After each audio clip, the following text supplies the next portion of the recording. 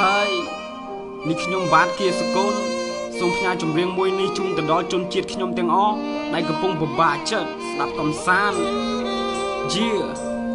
ខ្ញុំដាក់បេះដូងដោយក្តីស្រឡាញ់ជូនទៅជនរួមជាតិជាមួយសំឡេងដ៏វៃក្មេងនិងអត្តន័យដែលសុភាពកំដរជនរួមជាតិរាល់រាត្រីចូលសម្រានមុនចូលគេងស្ដាប់សំឡេងខ្ញុំទុកជាការកំសាន្តណែខ្ញុំអាយុ20កើតលើដីកម្ពុជាមានឆន្ទៈអ្នកសិល្បៈបំពេអារម្មណ៍អ្នករាល់គ្នាជូនដល់អ្នកហត់នឿយនឹងជីវិតលើលោកាខូចចិត្តនឹងព្រំលិខិតឬសោកស្ដាយនឹងព្រេងវាសនាសះយើងធ្លាប់កំសត់ភាពជូរចត់ស្គាល់អស់ហើយធ្លាប់សង្វេគធ្លាប់យំយេកហូរទឹកភ្នែកទៅលើខ្នើយរសជាតិនៃឆាកជីវិតមួយនេះទុកសោកជាសំភាយជាពិសេសអ្នកក្រីក្រដែលរស់នៅតំបន់ឯនាយមានអ្នកខ្លះក៏សុំទានអត់ឃ្លានគ្មានទីជម្រកជនពិការអនាថាគ្មានអាហារបរិភោគខ្ញុំឆ្ងល់ហេតុអ្វីសះមួយនេះកំសត់ម្លេះត្រូវតស៊ូដល់ពេលណាទៅជីវិតយើង the best អ្នកខ្សោយហូរទឹកភ្នែកអ្នកក្លាហានបិទទ្វារដេករឿងរ៉ាវអវិជ្ជមានគ្មានអ្នកណាហ៊ានវេកញែកគ្មានអ្នកហ៊ានបរិយាយខ្លាចជីវិត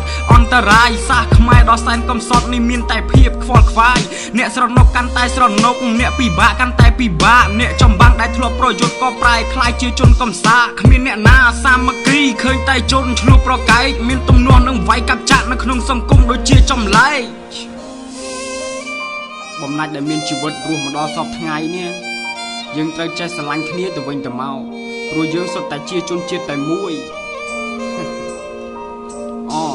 ពេលដែលគិតខ្ញុំសង្វេគបេះដូងសែនឈឺចាប់ក្រឡេកមើលអ្នកមួយចំនួនមានតែការកាប់សម្លាប់ច្រណែនឈ្នាននេះមិនសូវជាមានអ្នករួបរวมសបោតតែអ្នកដែលចំគំនុំធ្វើអ្នកខ្លាំងរៀងខ្លួនហើយខ្ញុំតែងតែគិតសែនអាណិតដល់សាសកំសត់តើពេលណាភាពវេទនានេះវានឹងបានចប់មើលទៅអ្នកដែលក្រីក្ររងនៅភាពអត់ឃ្លានខ្វល់ខ្វាយនឹងជីវភាពពេលណាខ្លាយជាអ្នកមានជនជាតិកម្ពុជាយើងជាខ្មែររួមតែមួយគួរចាប់ដៃឲ្យសាមគ្គីអភិវឌ្ឍឲ្យលើកស្ទួយពួកយើងសាច់តែមួយសុទ្ធតែជាអ្នកពូកែកើតលើដីកម្ពុជាមានឈាមគឺជាខ្មែរស្រោចស្រង់ដល់កម្ពុជាឲ្យស្រស់ដូចជាសីតវិមានឲ្យជីវិតនេះសុខសប្បាយគ្មានអ្នកណាអាចបំពេញជីវិតដែលធ្លាប់អត់ឃ្លានដែលយើងធ្លាប់ជួបប្រទះសូមគុំបាក់ទឹកចិត្តនេះជូតទឹកភ្នែកយើងឲ្យជ្រះរឹងមាំនៅលើទឹកដីណែក្លាហានទាំងប្រុសទាំងស្រីមានបេះដូងបុព្វបុរសក្នុងចិត្តយុវជននិងយុវតីបដិញ្ញាឲ្យបដិសេធមិនយកពាក្យប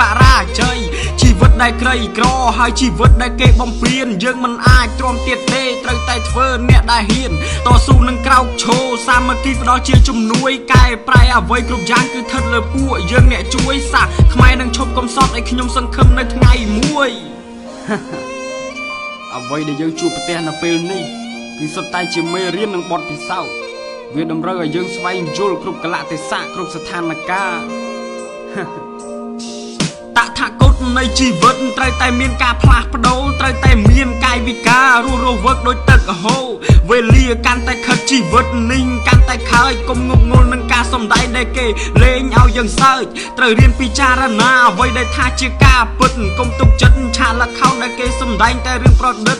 ត្រូវចេះពិចារណាអ្វីទៅភាពជាក់ស្ដែងធ្វើអ្វីកុំចាំគេប្រាប់ត្រូវចេះគិតដោយខ្លួនឯងកុំឆាប់ជឿសំដីគ្រប់ពាក្យពេចន៍ដែលគេបបួលក្រែងលោកវាលិចលំពិបាកហែលរោគទីទួលស្រុកយើងជនជាតិយើងមានអ្នកសើចមានអ្នកយំព្រោះនេះជាការពិតឆាកជីវិតនៅក្នុងសង្គមអ្នកក្រជាតួរងឯអ្នកមានជាតួឯកបើសិនគេមកបំពេញគ្មានអ្នកណាហ៊ានប្រកែកជីវិតអ្នកលំបាកគឺលំបាកតពូជសាសន៍អញ្ចឹងបានជនជាតិដទៃគេថាស្រុកខ្មែរក្រខ្លាំងណាស់អ្នកទល់ច្រកដល់កម្រិតគ្មានអ្វីចិញ្ចឹមក្រពះដាច់ចិត្តលាម្ដាយលាលពុកចេញពីផ្ទះទៅធ្វើកម្មករឬពលករចំណាក់ស្រុកនឹករលឹកញាតសម្ដានតើពេលណាបានជួបមុខឲ្យជីវិតជីវិតនេះមានគ្រប់រសជាតិត្រូវតែរឹងមាំជានិច្ចធ្វើដំណើរទៅមុខទៀតតស៊ូកុំត្អូញត្អែវានាំឲ្យបាក់ទឹកចិត្តធ្វើអ្វីត្រូវបដិញ្ញាកុំអាក់អន់រាល់គំនិតរឿងរ៉ាវដែលលំបាកយើងបានជួបអស់ហើយត្រូវជួសជុលភាពឈឺចាប់មួយនេះឲ្យបានធូរស្បើយ